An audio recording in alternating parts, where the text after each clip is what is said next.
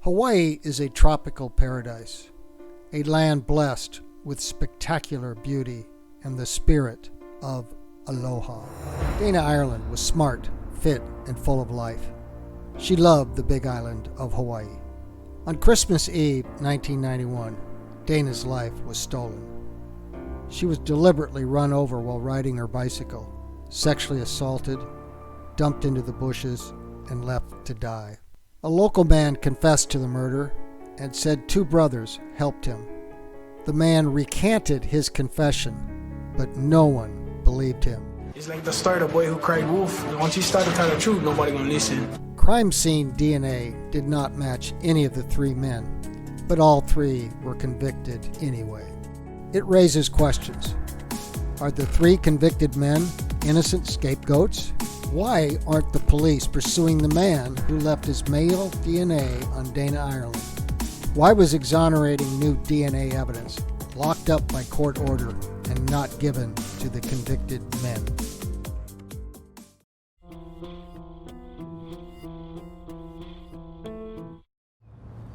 People often ask, how could 3 men be convicted of a crime when they don't match the male DNA left in the vaginal swabs?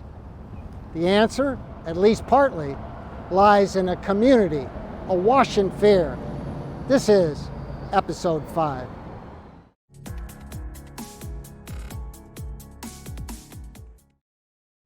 On September 11th, 1992, Category 4 Hurricane Iniki skirted the Big Island and slammed directly into the island of Kauai.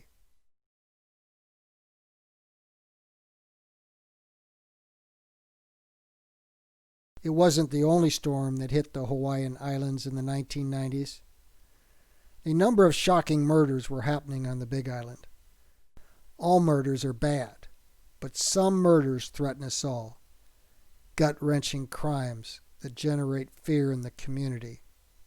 Some of the shocking murders were: Juliana Lesa was found beaten and strangled to death in a cane field above a Hilo cemetery on August 27, 1991. Jonelle Auna, a 16-year-old from the Puna district, was found murdered in Kona on October 24, 1991.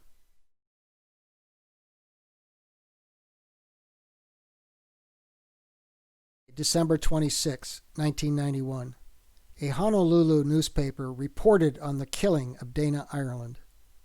The headline proclaimed, "Big Isle Tourist Found Dead." And the opening line of the article states, "The city of Hilo is shocked today."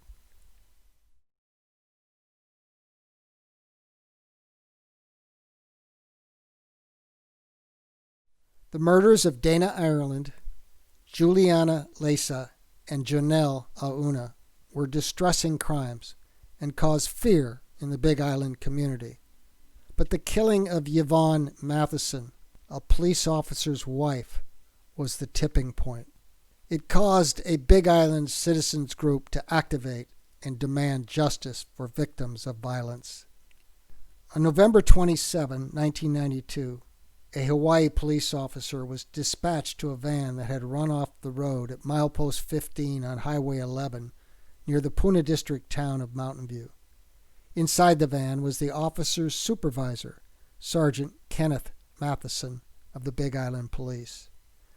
Sergeant Matheson was cradling his wife, Yvonne Mathison. A few hours later, Yvonne Mathison was pronounced dead at the Hilo Medical Center. Hawaii County Police Sergeant Ken Matheson told the investigating officer that it was raining heavily, that he and his wife got into a heated argument. Yvonne was driving and jumped out of the moving vehicle. Sergeant Matheson drove up and down Highway 11 looking for his wife. He eventually found her and realized he had accidentally run her over in the heavy rain. A month and a half after the death of Yvonne Mathison, on January 13, 1993, the Big Island learned of the results of the Hawaii Police Department investigation from a Hawaii Tribune-Herald newspaper article. The police department found Yvonne Mathison's death had been an accident.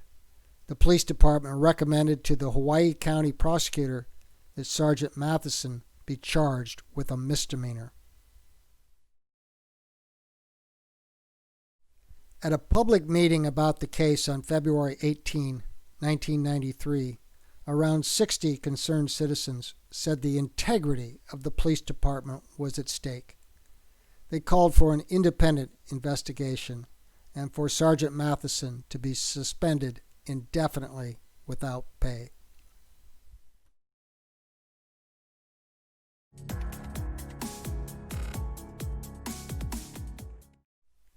A group of concerned citizens, Citizens for Justice, was formed in 1993 and they remained active for years. They conducted vigils and rallies for victims of violent crime. They wrote letters to the editor, attended and testified at county council and police commission meetings. They accused the Hawaii Police Department of incompetence and worse. In the murder of Yvonne Mathison, they accused the police department of corruption and engaging in a cover-up. 1 year after Yvonne Mathison's death, on November 27, 1993, there was a march in Hilo organized by Citizens for Justice. Notice the Dana Ireland and Yvonne Mathison signs. 10 days later, on December 8, 1993, Kenneth Matheson was indicted for the murder of his wife, Yvonne Mathison.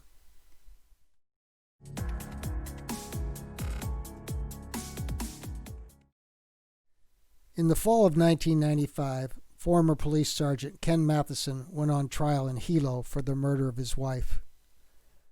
On Wednesday, November 22, 1995, almost 3 years after Yvonne's death, and the day before Thanksgiving, the jury deliberated into the night. Close to midnight, they delivered their verdict. Ken Matheson was found guilty of murdering his wife, and he was sentenced to life.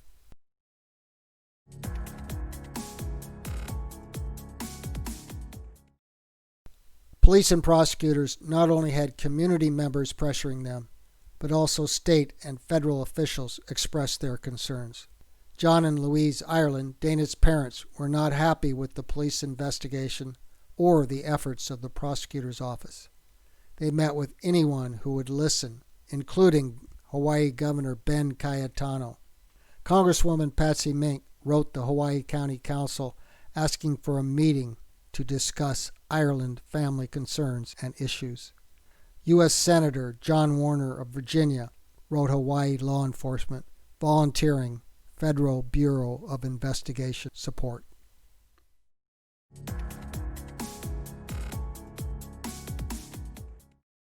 Somebody on the Big Island was calling for vigilante action in late 1998.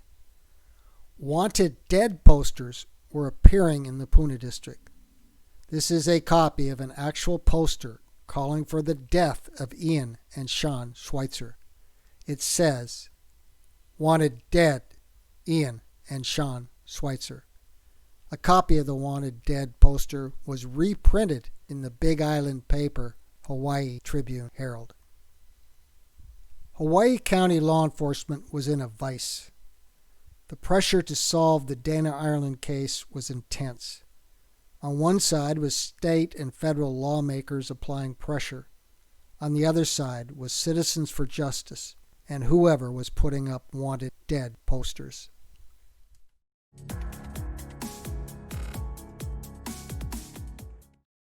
The Hawaii Police Department chief was Victor Vieira. He retired in 1995. In a 2001 A&E City Confidential interview, Chief Vieira looked back on the Dana Ireland case and how citizens believed the police had botched the Ireland investigation. A segment of the public felt that the police department botched that investigation.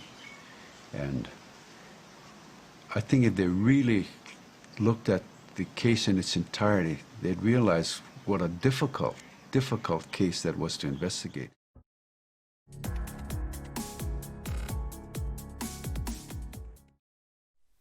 If you look at well-known wrongful convictions, such as the Central Park 5, the West Memphis 3, Chris Tapp in Idaho, Amanda Knox and Raphael Sollecito in Italy, then you will understand what happened with the Dana Ireland murder case in Hawaii. A shocking crime leads to fear in the community, which in turn leads to public pressure on law enforcement. This invidious progression is what Judges for Justice calls the wrongful conviction climate. In a later episode, we will see how the prevalent public pressure on law enforcement becomes, according to a study by Canadian prosecutors, a leading cause of wrongful convictions, tunnel vision, and its perverse byproduct of noble cause corruption. This ends episode 5. In episode 6, we'll look at the 1999 trial of Frank Pauline. The critical evidence? The prosecution says Frank Pauline left his t-shirt soaked in Dana Ireland's blood at crime scene 2.